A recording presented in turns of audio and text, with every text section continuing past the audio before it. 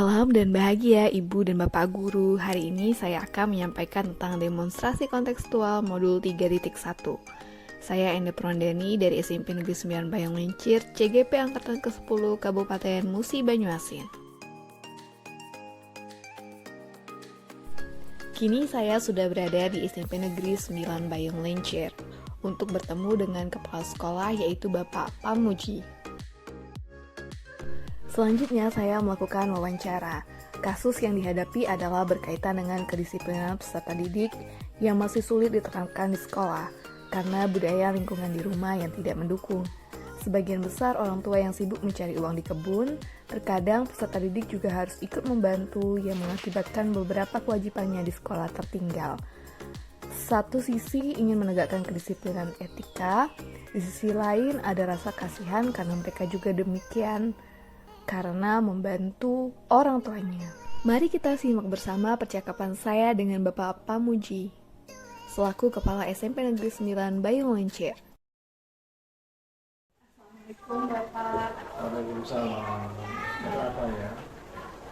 Mohon waktunya sebentar Bapak, saya ingin mengajukan beberapa pertanyaan terkait tentang kasus-kasus tentang dilema etika. Selama Bapak menjadi kepala sekolah, bagaimana cara Bapak mengidentifikasi kasus-kasus yang merupakan dilema etika? Banyak hal tentang etika ya. Jadi kita tetap membudayakan sesama rekan-rekan baik dari guru atau pelajaran, wali kelas dan kebetulan ada guru BK. Jadi untuk menyiasati masalah etika ini tetap bekerja sama sesama, saling berkolaborasi. Berarti harus menekankan kolaborasinya ya Bapak ya? Iya. Selanjutnya, bagaimana Bapak menjalankan pengambilan keputusan di sekolah, terutama untuk kasus-kasus di mana ada dua kepentingan yang benar-benar sama-sama mengandung nilai-nilai kebaikan. Jadi dalam hal mengambil keputusan ya kita mengutamakan musyawarah mufakat. Jadi semua itu digali dari segala sumbernya, baik dari yang bermasalah ataupun yang ditimbulkan masalahnya. Cari akar permasalahannya secara benar, kemudian didiskusikan, dirundingkan, dimusyawarahkan bersama. Berarti musyawarah yang paling utama ya Bapak ya. Selanjutnya, hal-hal apa saja yang selama ini Bapak anggap efektif dalam pengambilan keputusan terkait dengan kasus-kasus berupa dilema etika? Ya, kerjasama. Jadi untuk mengambil keputusan itu supaya apa yang terjadi di sekolah kita menyangkut etika anak-anak ya dibicarakan bersama, itu yang paling tepat. Kalau tantangannya nih Pak dalam pengambilan keputusan terkait kasus-kasus tersebut? Ya, kadang-kadang ada pihak-pihak tertentu tidak menerima, terus kadang-kadang wali murid sempat protes. Itulah perlunya tetap kita bekerja sama.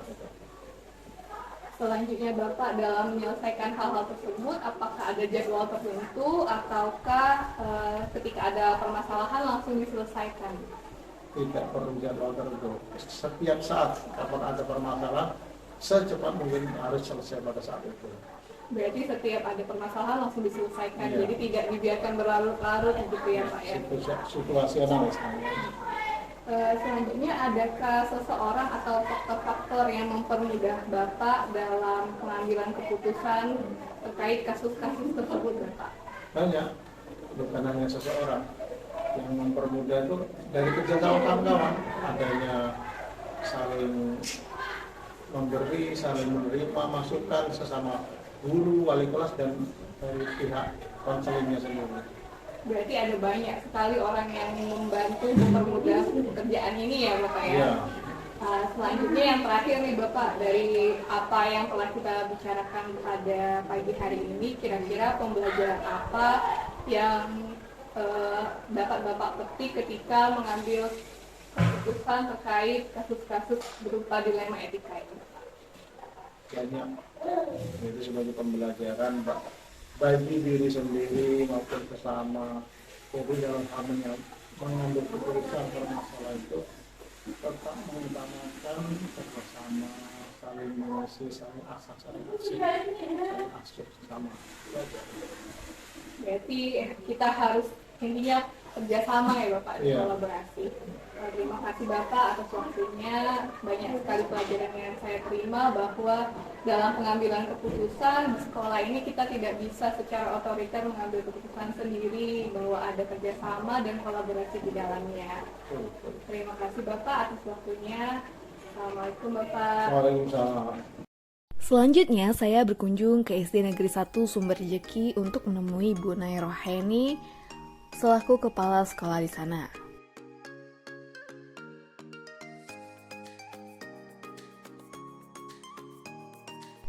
Kemudian saya melakukan wawancara. Kasus yang dihadapi adalah terdapat seorang guru dengan status pegawai negeri sipil atau PNS terkena musibah sakit yang tidak memungkinkannya untuk dapat mengajar di kelas, sehingga guru tersebut mengajukan pensiun dini. Satu sisi, jika permintaan rekomendasi pensiun dini tersebut disetujui oleh kepala sekolah, maka terdapat satu kelas yang kosong tanpa pengajar. Sedangkan di sisi lain, keadaan beliau memang tidak memungkinkan lagi untuk mengajar di kelas.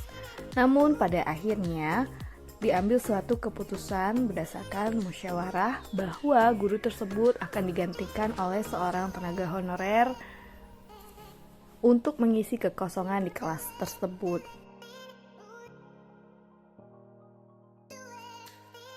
Mari kita simak bersama wawancara dengan Ibu Nay Roheni selaku Kepala SD Negeri 1 Sumber Rejeki.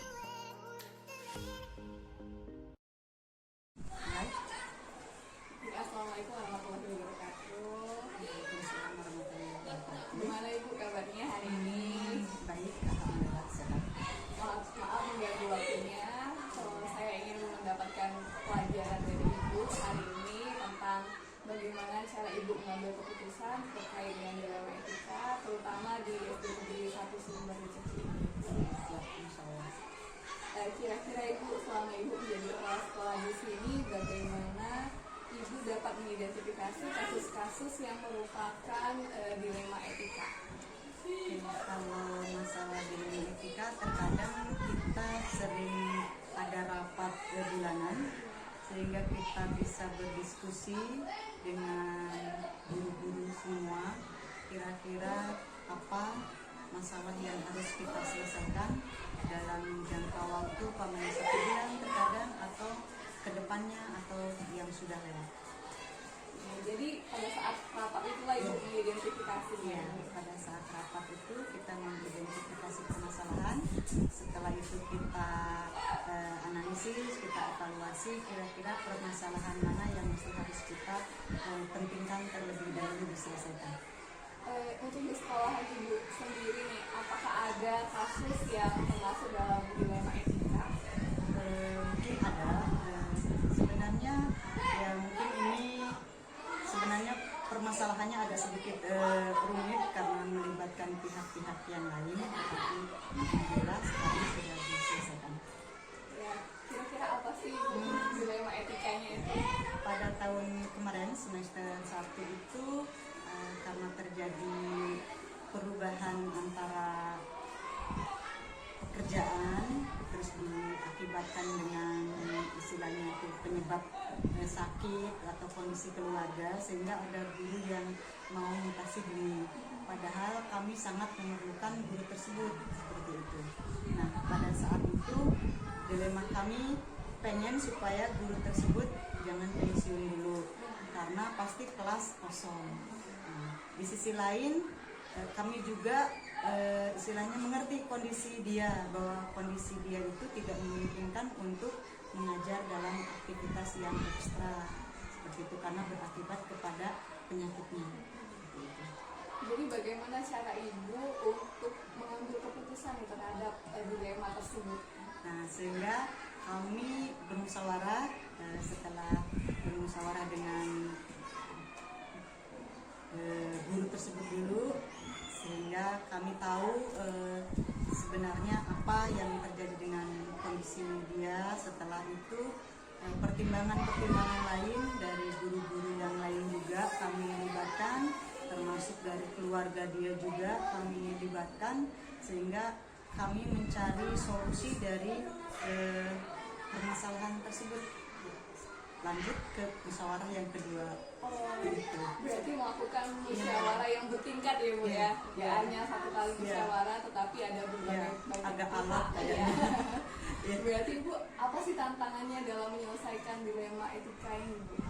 Kemungkinan tantangan yang terbesar yaitu satu, perasaan. Kita harus menjaga perasaan guru tersebut juga, terus kita juga. Yang kedua mungkin memang antara tugas dengan sosial, dengan peduli itu sesuatu hal yang mesti harus kita pertimbangkan juga. Terkadang kalau kita menuntut tugas, mungkin kita akan melibatkan sesuatu hal yang otoriter terkadang seperti itu, tetapi kita masih berpedoman kepada rasa peduli. Mungkin tantangan yang paling berat itu adalah tantangan tanggung jawab atau tugas seperti itu. Berarti ada apa ya Bu, gejolak ya antara hati sama kepentingan yang akan yang akan dilakukan, keputusan juga, terus rasa peduli kita. Jadi ada sedikit yang kita harus bisa pandai-pandai untuk mencari keputusan yang terbaik gitu untuk semuanya. Iya. Jadi dalam pengambilan keputusan terhadap dilema etika ini, Ibu kira-kira butuh jadwal tertentu atau harus ketika itu terjadi harus segera diselesaikan? Ya, kalau jadwal tertentu tidak, tapi terkadang kalau ada informasi yang mesti harus kita selesaikan pada saat itu dan ada informasi baru yang kita dapat, langsung kita selesaikan pada saat itu seperti itu. Dan mungkin langkah-langkahnya juga langsung di situ bagaimana untuk mengambil keputusan tersebut. Cuman untuk ini dilema etika ini mungkin agak sedikit lama kemarin, sekitar 3 bulanan ya kita, tetapi tidak ada jadwal istilahnya yang terstruktur, hanya pada saat kejadian terjadi langsung kita musyawarahkan, kita rapatkan, kita analisis seperti itu. Jadi kira-kira ini Bu, dari penyusunan, maksudnya cara Ibu mengambil keputusan terhadap dilema etika ini, kira-kira adakah faktor-faktor yang mempermudah Ibu dalam mengambil keputusannya ini? Karena kan tadi katanya ada kebimbangan kan? Ya. Nah, setelah kami dapat ya seperti informasi-informasi yang seperti terkait dengan kondisi guru tersebut, terus latar belakangnya, terus keputusan kami, akhirnya salah satu cara kami adalah berkoordinasi dengan pihak dinas. Nah, pada saat itu memang dinas juga menginginkan tidak ada pensiun dini ya, gitu. Yang diinginkan adalah ya pensiun pada waktunya seperti itu. Tetapi karena kondisi guru tersebut, kami bawa berkas-berkasnya ke dinas sehingga dinas juga merasa oh iya ini butuh analisis yang serius seperti itu. Nah, akhirnya Orwil juga dilibatkan pada saat itu sehingga dia memberikan sebuah pencerahan kepada kami, tapi keputusan tetap ada di kepala sekolah seperti itu, apakah diizinkan atau tidak diizinkan. Jadi selama Ibu mengalami dilema etika ya dalam mengambil keputusan ini, kira-kira pembelajaran apa sih yang Ibu dapatkan? Banyak sebenarnya pembelajaran yang kita dapatkan dari sebuah masalah akademik seperti ini. Yang jelas mungkin kesabaran karena butuh kesabaran, butuh pertimbangan juga bahwa mengambil keputusan itu tidak boleh semena-mena, tidak boleh dengan emosi, tentunya harus dianalisis, harus dievaluasi, terus harus semua berkontribusi, mengajak semua yang terlibat dalam hal tersebut untuk berbagi cerita, berbagi pengalaman, sehingga kita bisa memutuskan mana yang mesti harus kita ambil. Sangat menginspirasi sekali Bu ya. Jadi saya mengambil pelajaran juga nih dari Ibu bahwa untuk menjadi seorang pemimpin pembelajaran dalam hal ini kepala sekolah, dalam mengambil keputusan itu banyak sekali yang harus dipertimbangkan Ibu. Ada perasaan di sana, ada juga kepedulian, tapi harus ada tanggung jawab. Ya. Terima kasih Ibu sudah mau berbincang hari ini. Semoga pembelajarannya dapat saya sebarkan nanti ke teman-teman saya juga. Terima kasih Ibu. Sama-sama. Semoga sukses selalu. Analisis hasil wawancara. Hal menarik yang muncul saat wawancara adalah kedua kepala sekolah memiliki cara sendiri dalam menyelesaikan masalah, namun tetap berpijak pada nilai-nilai kebajikan. Kedua kepala sekolah tersebut sama-sama mengambil keputusan dengan paradigma rasa keadilan lawan rasa kasihan, dengan prinsip berpikir berbasis rasa peduli. Namun dalam pengambilan keputusan, belum ada prosedur menggunakan 9 langkah pengambilan keputusan dan pengujian keputusan. Refleksi.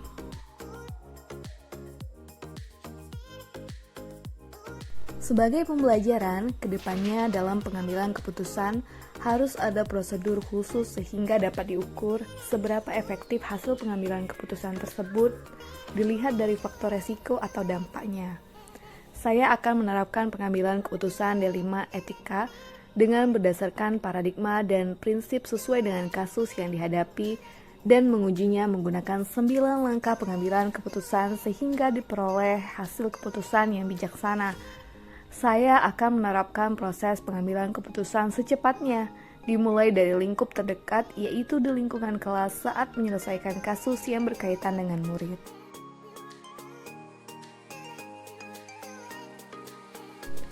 Sekian dari saya, terima kasih. Salam guru penggerak, tergerak, bergerak, menggerakkan. Salam dan bahagia.